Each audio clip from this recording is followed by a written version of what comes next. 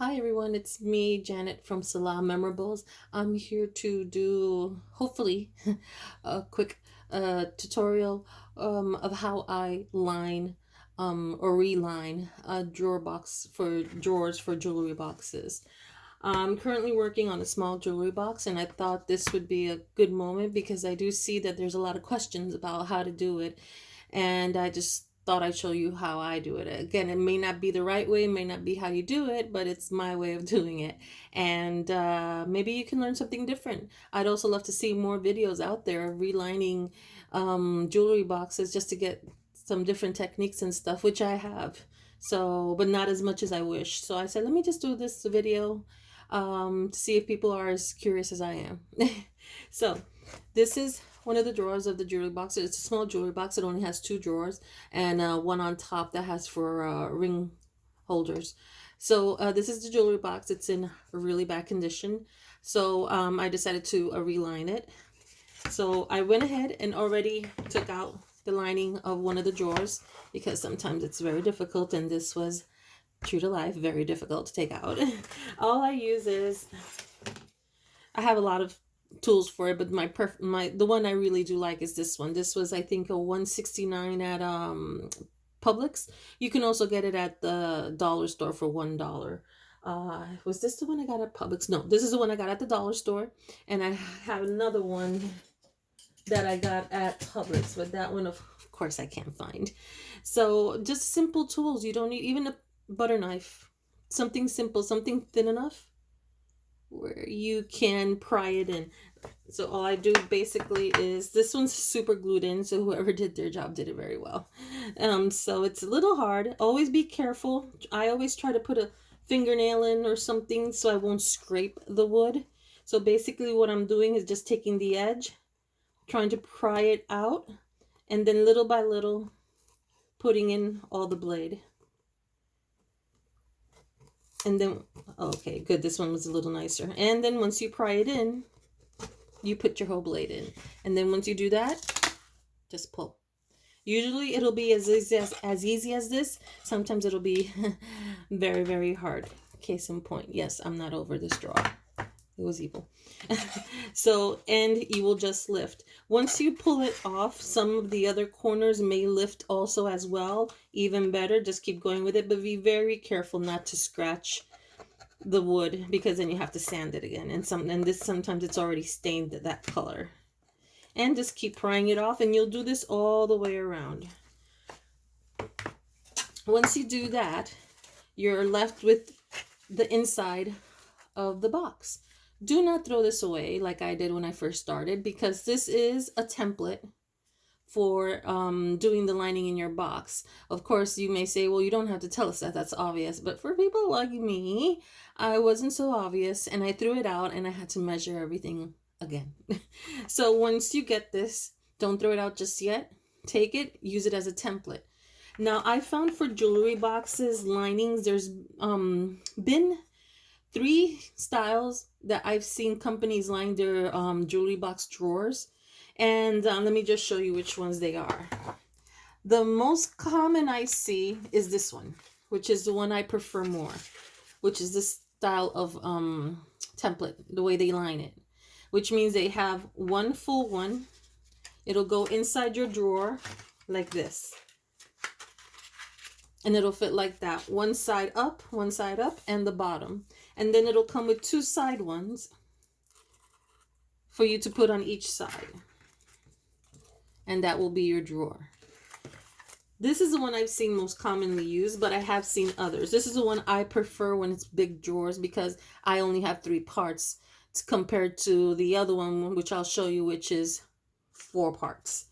Then the other one is this one. This one I've seen done in more smaller jewelry box drawers. For the reason it's probably a little complicated more. This you have to do a lot of measuring, but with one paper, one template, one lining, you get it all done. You just put it in here. As you can see, it says bottom, side, side, side, side. So with one piece, you get the whole box completely lined. You put it in like that. Sides will go up. Obviously, this is too small for this drawer, but just so you can get what I mean, like this. It'll go up and up, Once you do this, always have the glue ready for the bottom and for the sides, because once you put it in, it's going to sit automatically in there. Now, always, always, always do a dry fit before you put glue, before you even try putting your lining inside. The dry fit is just without any glue, just putting it in and see if it fits, because 80% of the time you will have to make adjustments because the ruler was just being not nice that day and your measurements weren't the same as what the ruler wanted to do. So you're going to have to sometimes 80% of the time you're going to have to recut a little bit, shave a little bit off of here. So always dry fit. And then the other kind of template I've seen done is this one, like this, where it's just the bottom, self-explanatory, side, side, side, and side. And basically what you have is you'll obviously line the bottom, put it down, line the sides, put it in, side, put it in, and you'll have here 1, 2, 3, 4, 5 pieces. When I started, this was easy for me. This was safe. Let's say this was safe for me doing it this way because I felt that I had more control. I was a little scared of doing this one, especially. And then this one became a little more easier and I stopped doing this one. But those are the ones that I see are the 3 most common ways that jewelry boxes are lined. My preference, this one. Even for small ones. Unless they're really tiny, I do this. But if it's just normal size jewelry boxes, I do this one, which is the one that has the side connected to the bottom, connected to the side. And you have just 3 pieces here. And it would be something like this. Hope you could see that. Ooh, right here. So it's something like that. Now, and case in point, when I pulled out this lining, this is exactly how the lining was for this drawer, which is the side. You'll have the side, bottom, side, and then you'll have a separate piece for the side, which will go up, and the separate piece for the other side that goes up. I guess maybe after doing a couple of them, I got used to this one, which is the most common, but I feel also it's the most quickest. So now, question about what do you use to reline?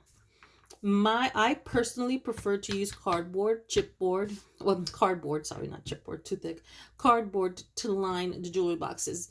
And cardboard you can get, either you can buy a stack on Amazon. They come super cheap. There's something like this. See how thin it is? I hope you can see how thin it is. Pliable, movable. Doesn't have to be rigid. Just has to be thick enough for you to be able to glue it without it moving around. There's also, what I use preferably is even cereal boxes, cardboard. Any kind of cereal box, cracker box, Ritz box, your kids' treat snack boxes. As long as it's long enough for you to cut what you think might be sizes of drawers, just go for it. This was from a big cereal box. And it's all cut up. It's all used. This is the only thing that's left. But being the hoarder I am, I don't want to get rid of it because I feel I can use it. And yeah, these are sizes. This is a size that I can cut up and use for sides of drawers, which would be perfect. And so yeah, so you could just use that. Now, sometimes if you're using, let me pace myself. So for the inside to line would be cardboard. That's what I preferably use. Again, if you have another way of another material and that works for you, that's fine. But cardboard for me has been the best for velvet or for scrapbooking paper. And now for velvet or scrapbooking paper, what material do I use for the lining? I use preferably velvet. This is a black velvet. I got, you can get it on Amazon. I haven't found it in craft stores. I haven't found it in Joann's or Michael's or Hobby Lobby. If you have, please leave in the comments below where. But I have not been able to find sticky back velvet. I found felt. The only reason I don't like using felt personally is because when I did use felt at one time for my own personal jewelry box, a small one I had, with the moving of the jewelry, the in and out, the taking it out, putting it back in, the felt tend to get sort of fuzzy, and it was sort of lifting from its bottom. And I was like, I don't like this. And if you're going to sell jewelry boxes or give them as gifts, you don't want something that over time someone's going to say, they could have used another material, or why did it get like this, and stuff like that. If it's a gift, no one should say anything, but you know what I mean. So I shy away from felt just because it gets fluffy, fuzzy after a lot of use, especially for the ring ones. If that has not happened to you, awesome, but for me it was not good. So I get this off of Amazon. It comes in a pack. I forgot how many. They come in different colors. They can all come in one color. They can come in different colors, or you can get a roll. This is another.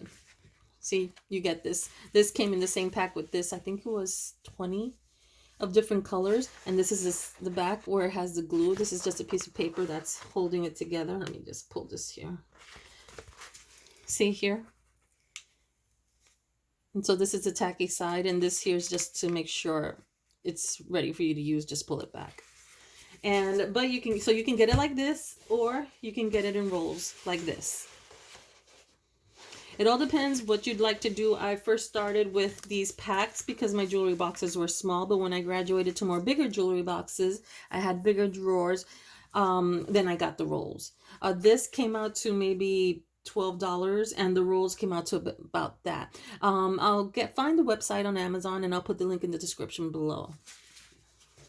So I either line it with velvet, which is this, and another color that came in that pack also, or scrapbooking paper. This is just a scrap from doing the same thing, lining drawers. Why do I use scrapbooking paper? Why do I have that as an option? One, I'm a crafter. I do scrapbooking and I do card making. So I have a lot of scrapbooking paper. And for me, when I started, it was very hard to find the velvet that I was looking for. And I didn't know I can go on Amazon. I'm in a website called Painted Jewelry Boxes and Miniatures. If I'm not mistaken, it's by CC Restyle. She's amazing. There's so many creative people in that Facebook group. I suggest you go over and check them out. It's amazing. It's an amazing group, good community, awesome. Get fabulous tips. So there's where I found out that I could get the velvet online, because again, I wasn't finding it in any craft store.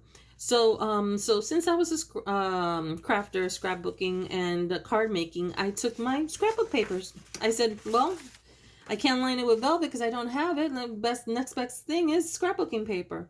And I liked it because it would also coordinate. I coordinated with the colors I did on outside. And that made it even more interesting. It wasn't velvet, but it made it pop. Like if I did an outside red sort of ancient style thing, black and red, inside I'd go with a pink. I'd go with black that had some gold on it. And they sell. So people don't mind the inside being paper, scrapbooking paper. So my option, of course, if you have other materials, please let me know. But for me, I use scrapbooking paper or velvet. When do I use which? Just in the mood I'm in. If I just feel it'll look better with scrapbooking paper, I'll do scrapbooking paper. If I feel it's a little simple and it doesn't have that much color, then I'll just use a neutral scrapbooking velvet sticky back paper, be it either the same color or just a black, a gray.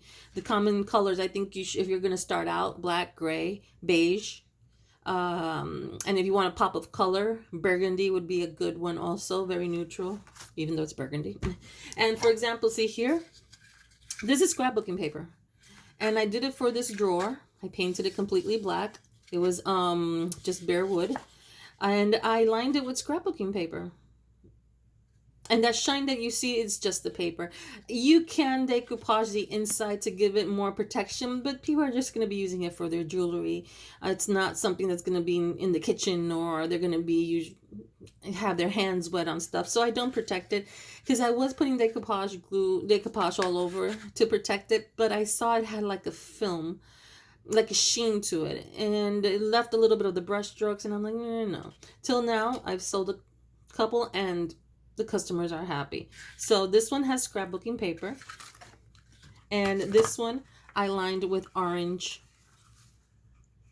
velvet. And this is the outside. It's a big mosaic of a jewelry box. So this is just part of the transfer that I used. But because of the colors in it, I went with orange. I did one orange and one red to capture this color right here. Make this color pop. I didn't do green because it was so much green. It would be too monotone. But again, if that's what you like, you can also do that. So see the difference between velvet and scrapbooking paper. It all depends on your style. It all depends on it all depends what you want to do. I don't see one better than the other. So once you have your pieces, then your cardboard, I tend to, this is me. I tend to put on the bottom,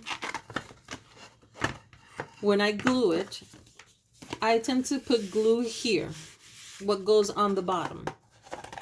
I do not put, if I don't have to, I do not put glue here on the edges where it'll meet at the end, the wall of the jewelry box. I don't put glue here because I've sometimes had the problem. Again, if you put glue and it hasn't happened to you, amazing. But for me, glue sometimes is not my friend. And when I push it to seal it, I see that the glue starts coming up at the end. And I'm like, ugh.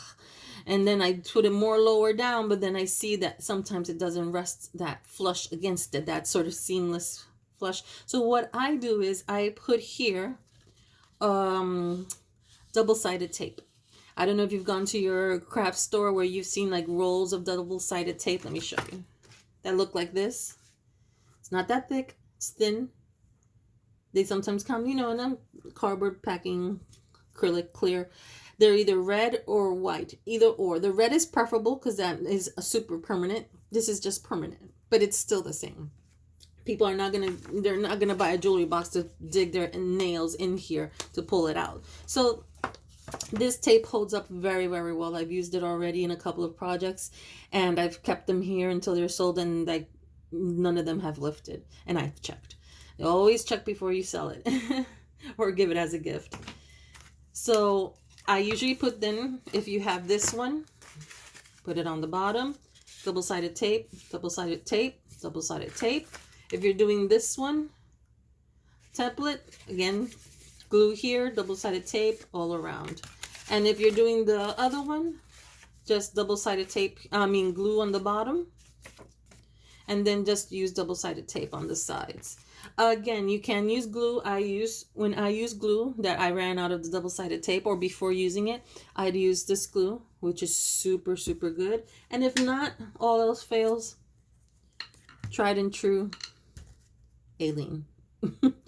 They're really good glues. They're super, super solid. This one is a little more quicker because it's thicker, but they both work the same. Okay. So once I have it, I cut a small piece. So once I have the template, this would be, this would be these pieces right here of the side. This is the part that's inside, and these are the side pieces. Because here you have the bottom with two of the walls and your side piece, which is here. Take your side piece. What I do is, I took this here. You'll take it and you'll measure it. Take it here. And what I do is I cover the edge. Let me show you. I hope I'm explaining myself well. Let me see here. So you cut it to the length you have to. Cut it to the height that you have to. And leave yourself about 1/2 inch of space on top when you cut it. Then what you're going to do is you're going to glue everything here. Put glue here. Once you glue it here, you're going to take your double-sided tape. You're going to take it off. And of course, because I'm on camera, it doesn't want to come off. Here we go. And you're going to go to your back. that little 1/2 inch that you left on top, could be more, fold it over. Fold it over and here. And you close it like that. And there you have one side of the wall. And this would be the part that you would put here. That would be that part. And then you would take double-sided tape. Again, this part here does not need the double-sided tape because it won't be seen. But this is the part here where I would put double-sided tape on this side already. That's done. But again, optional. You can use glue. Super good anyway. And you would take it, put glue, and press on it. And there you have that side. Let me do another one here. And the same, and you would do the same thing for this. You see how it has, from the manufacturer, that sort of lip here? And, well, this came out with the glue. But lip here also, all the way. So what you would do with this one is put it flat and leave yourself like the 1/2 inch here and 1/2 inch here. And then just lift the tape, put it flat, lift the tape, and start putting it all on there.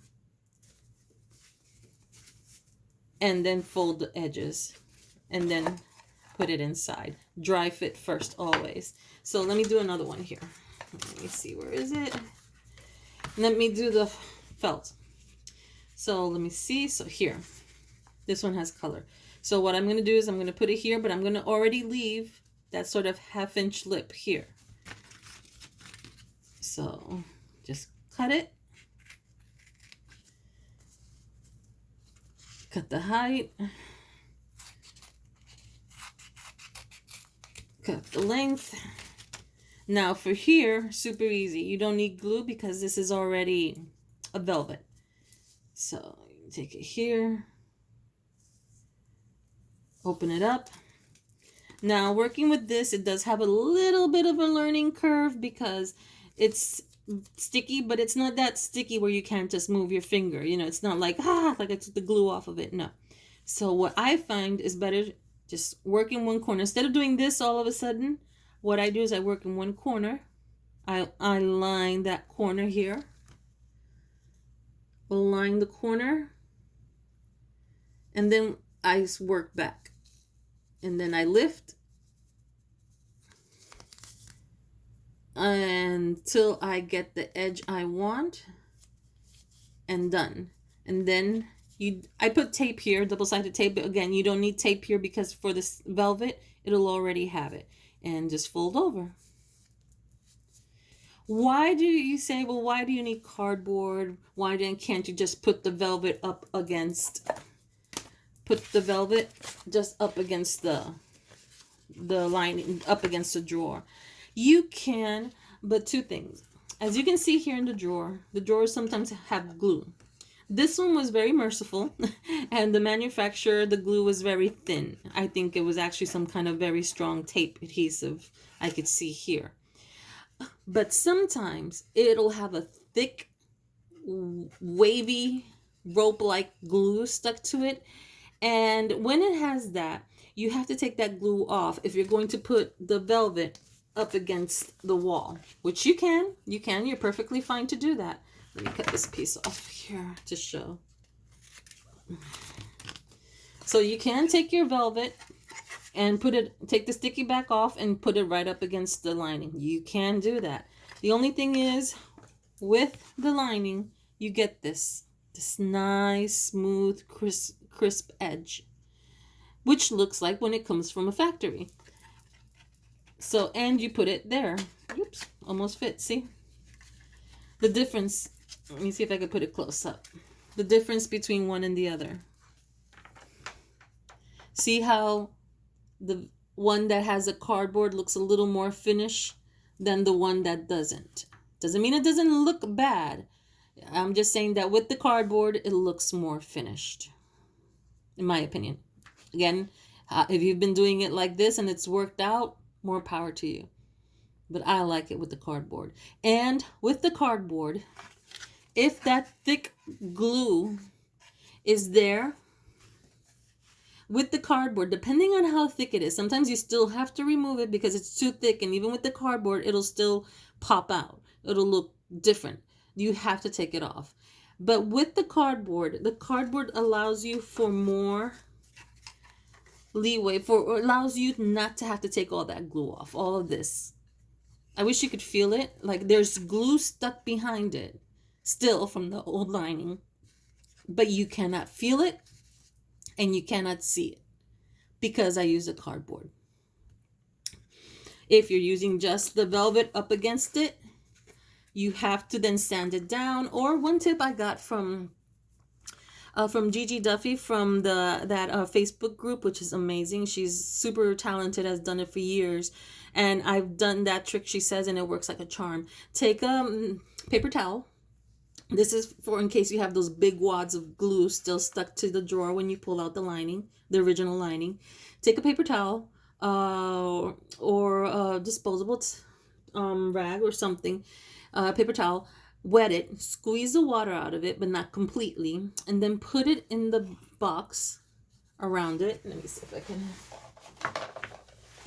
So you're going to take a paper towel or a rag, wet it, squeeze it out. Don't leave it too wet. Squeeze it out. Put it in your drawer. Let me take this out. Put it in your drawer and make sure that the paper towel or the rag is touching the glued area. Leave it for about 15 minutes. Don't leave it too long, because if you leave it too long, it might warp your wood, like overnight or something, like I did. Yes, so that's why I know that. Leave it for about 10 to 15 minutes. Take it out, and what that will do is it'll make that glue soft, where you can just then come with your scraper and scrape it right off. But that's if it's too thick. If it's not too thick, believe me, with the cardboard, you can't go wrong. I love this finished edge right here that the cardboard gives the velvet or the scrapbooking paper. And once you're done, you do the bottom, you do the sides. It should look something like this. This is also really, really, I just love how this one came out. And this one had thick glue. So I took it out the way Gigi said to do. And it came out amazing. And then I used a cardboard, pink velvet. Pink. Ooh, coffee hasn't kicked in. I need it through an IV. Orange. Take your cardboard, orange velvet, and I put it on here. And it worked. That's the sticky back. So it was so super easy to do. And if not, you can use scrapbooking paper or any paper you have, decorative paper. You can even use wallpaper. I've seen some people who actually did it with wallpaper, and it looked amazing. And they put it right straight up against the wood. But again, the box had good bones. It didn't have that thick glue. But it also depends what you like to do. So I hope this video was helpful. Any other questions you have, something you want me to clarify, please leave it in the comments below. I just did this because I've seen so many questions on how to do it. This is how I do it. And sometimes you just need people to break it down. But I hope I did it. So thank you so much for watching this video. If you have any questions, let's leave it in the comments. And have a great day. Bye.